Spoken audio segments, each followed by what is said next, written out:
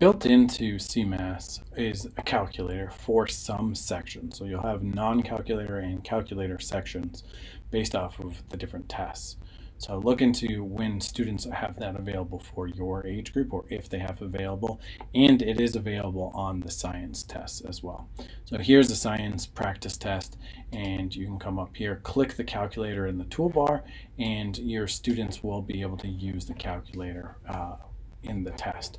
There's also a standard notepad and a ruler available. Sometimes there's a protractor as well, and students can use all of these tools.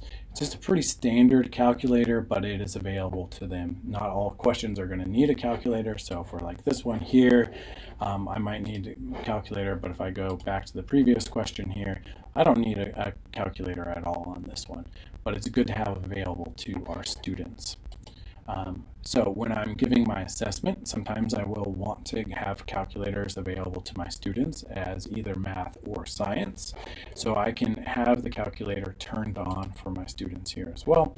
The calculator looks a lot of the same. It's just in their toolbar over here on the side instead of at the top. I also have a ruler and I have a protractor that are available to my students as well if I want to turn those on. So how do I get those in my CSA or in my Schoology assessments? Well, these are going to be in your setup. So when you're creating your assessment, you're going to come to setup, and then you're going to have your features turned on. As previously covered, always make sure that your flagging questions and eliminating answer choices are turned on.